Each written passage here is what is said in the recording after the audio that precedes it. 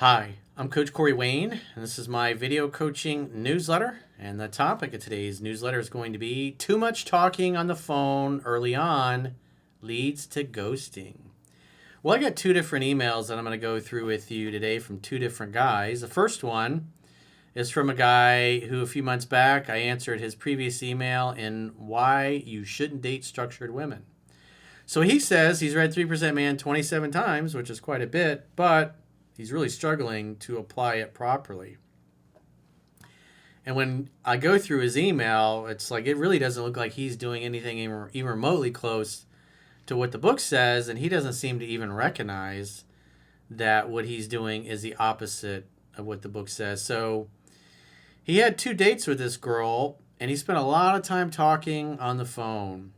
And the phone is for setting dates, and so he violated that principle, and he continued violating that principle. And on top of that, when he was talking on the phone, he was talking about all of her previous relationships, all the relationships that didn't go well or didn't end well, a lot of negative stuff. And so you got to think about that when you're talking to a girl.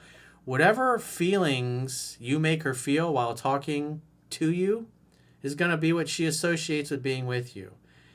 And so if she calls you on the phone and instead of making a definite date, definite day, definite time, definite place to get together, and then you become her emotional tampon and her therapist, and you listen to her bloviate about all the exes that did her dirty and broke her heart and didn't treat her well, you're eliciting negative feelings in her while you're talking to her.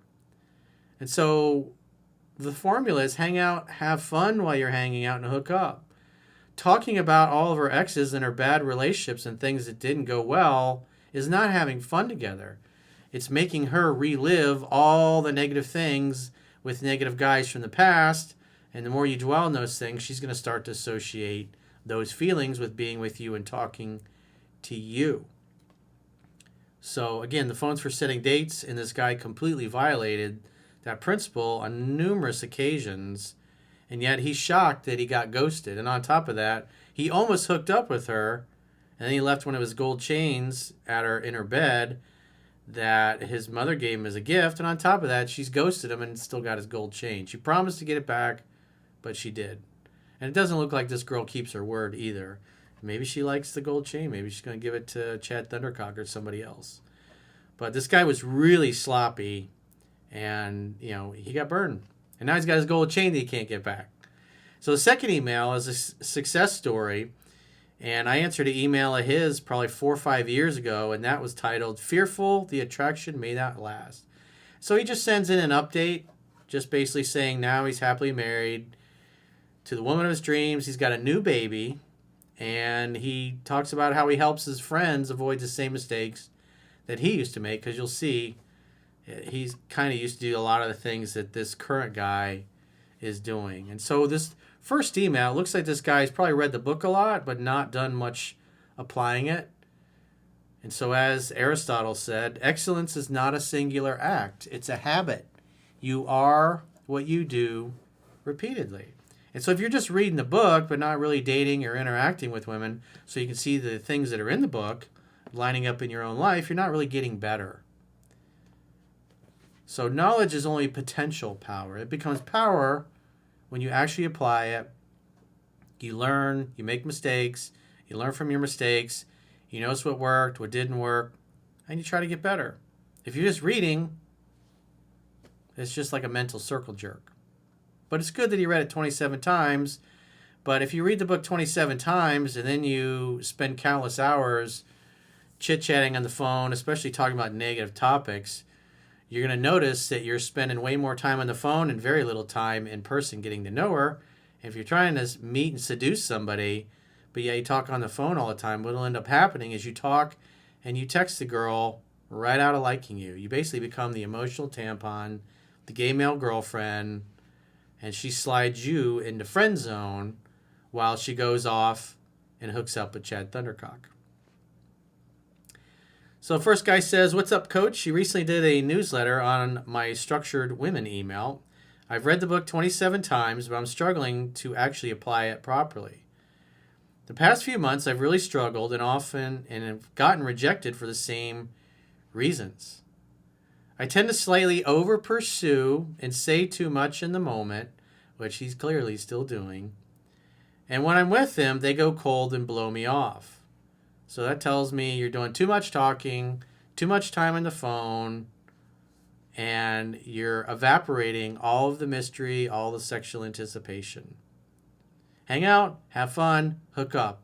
It doesn't say hang out on the phone for countless hours and then maybe you'll have fun together and eventually hook up. That's not the formula. After dating almost 20 women over the past 8 months, I'm seeing the same pattern. Well, if you keep doing what you've always done, you'll continue to get what you've always got. I recently had a hot Albanian attorney who has her own practice go ghost after 2 really awesome dates. I think she may have bounced back to an ex she claimed to have no respect for, but wouldn't block him as he kept sending texts when I was with her. So she's got an ex-boyfriend and she's not completely over it, and then you're acting like an emotional tampon on the phone all the time, you're going to get rejected. Again, this is laid out in the book, but you're doing the opposite of it. So she was calling and texting daily for the 2 weeks that we talked. Again, he went out on 2 dates, but he was talking and texting with her daily. The phone is for setting dates. So that should be really obvious. You read the book 27 times, and yet you think it's a good idea to call and text daily with a girl and then hardly ever go out with her in person. If she calls and she reaches out, it's like, hey, let's get together. If she's calling it after 9 or 10 o'clock at night, say, come over. You don't have to take her out on an official date or anything like that. But the phone is for setting dates. If she's reaching out, you assume she wants to see you, so make a date. He said, super high interest. The date was awesome, and she told me she never laughed so much in her life and never had a guy ever make fun of her before. She said it was something she learned she needed after being with me. She said it was the most fun she's ever had on a date and was all over me the whole time. Well, I wouldn't say it's so much the dates that were the problem. It was the talking on the phone. You're giving away all of the mystery. And when you sit on the phone and you're available like every day for 2 weeks on the phone, talking and texting, it shows you got nothing else going on with your life. And here you're dealing with a successful attorney, and yet you're always available like you got nothing going on. She shared so many things about what I did that was different, as she's extremely successful and wealthy, so usually only dates wealthy men who are older, but they're all creeps. This girl told her mother, family, and friends about me after the first date, and they all liked me a lot and thought I was extremely attractive as well. She would call me and tell me about her failed marriage at 19. Again, these are not productive conversations. Hang out, have fun while you're hanging out, and hook up. When the signs are there that she's ready to be touched, ready to be kissed, ready to be seduced. But instead, you're being her therapist and emotional tampon on the phone while she's talking about a failed marriage. Why the hell would you think that that's a good idea after reading the book 27 times? Come on, man. And all the bad relationships she's had. So nothing but negative feelings on the phone. Shouldn't have done that. It's so obvious. I'm shocked that you could read the book 27 times and then think that that's a good idea.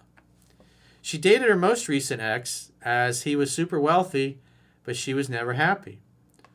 All her siblings are married with kids, and so she's seriously looking as she just turned 30.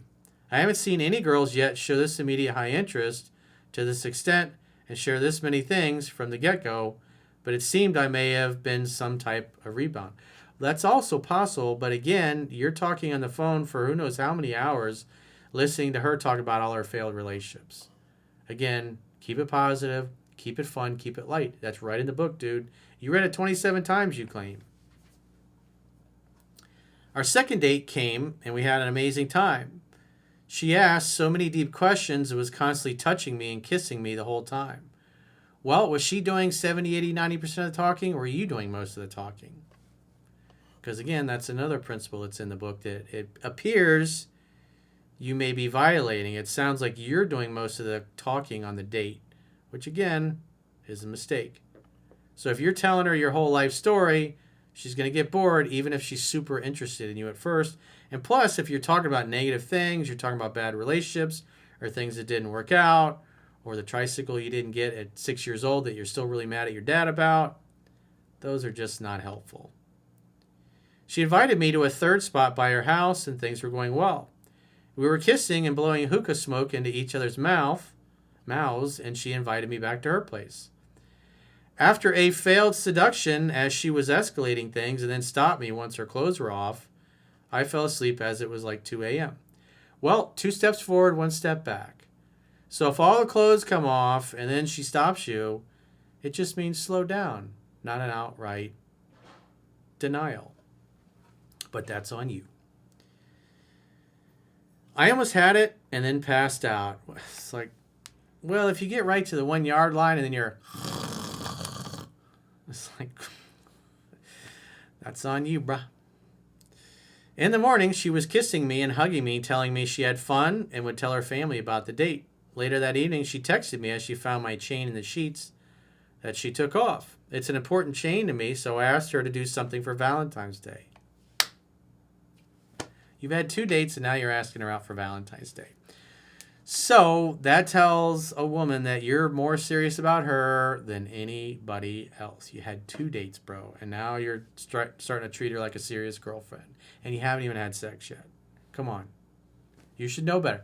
27 times with the book? I find that hard to believe. Maybe you're speaking in hyperbole. She said she had a pre-scheduled something with her girls, but another day was good.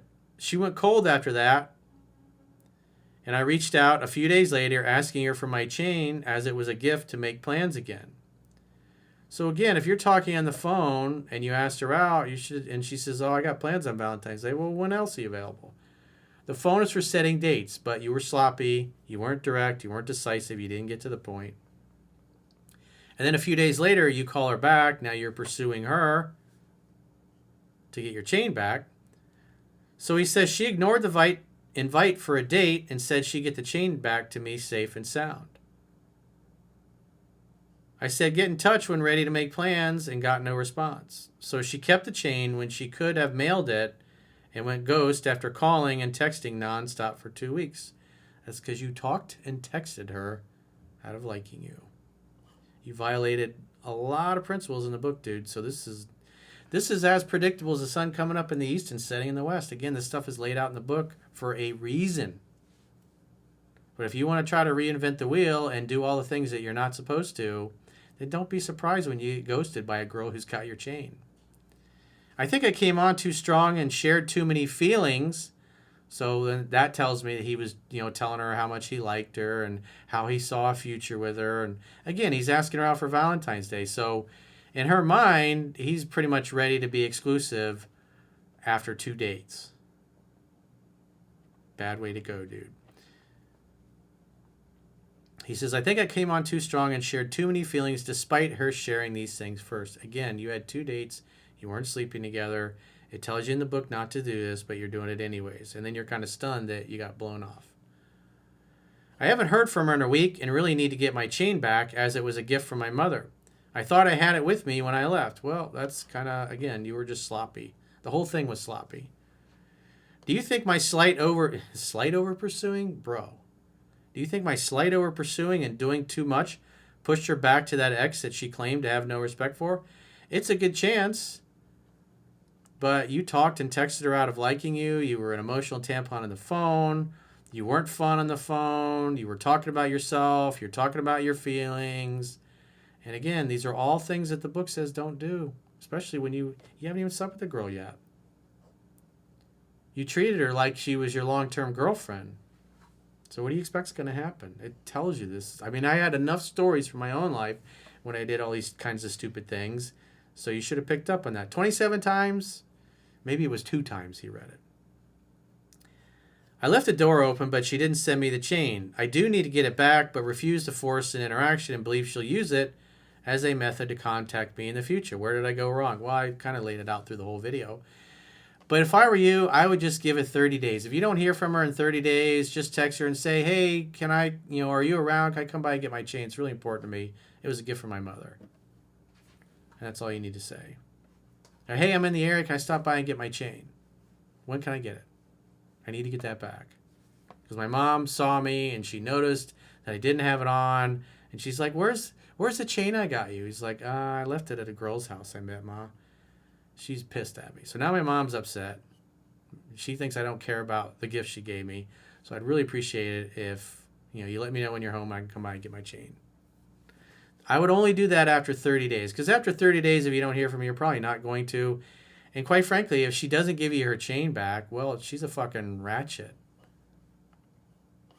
Especially if you don't hear from her for 30 days and then you reach out and she's uncooperative.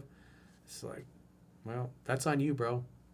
Again, it's like you can't do the opposite of what the book teaches and then be scratching your head going, gee, I don't know, coach. I don't understand why she ghosted me. It's like, it's so obvious. You were heading down that road. So let's go through the email success story that we've got. Because this guy was able to exercise self-control and actually did apply what was in the book. And he's living happily ever after.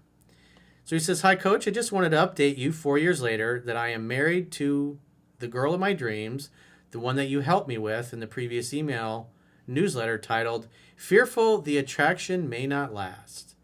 We have a beautiful 7-month-old daughter, and life is amazing. A lot of this is because of your advice, videos, and of course your book that I have read countless times already. The frame you give just helps in everything, not only girls, but career and life in general. And right now, I'm in a very successful business manager job, and life is great. Recently, I have been kind of coaching and helping a friend with the girl situation, and I directed him to you. He is improving, but making rookie mistakes, and it's very funny how we all screw up the same way. Pursuing too much, texting too much, being too available, which is exactly what the first emailer is doing. Calling too much, texting too much, talking on the phone too much, being too available. I mean, again, the first emailer was like, he said for 2 weeks, the girl was calling and texting him every day, but he only made 2 dates with her. So you violate those principles, you get burned. This guy was once just like you, just like me, and he overcame it. You can too, but the book is not going to help you if you do the opposite of it. So, and if you're new, the book is free to read at understandingrelationships.com. Just subscribe to the free email newsletter, and it will open up right in your web browser.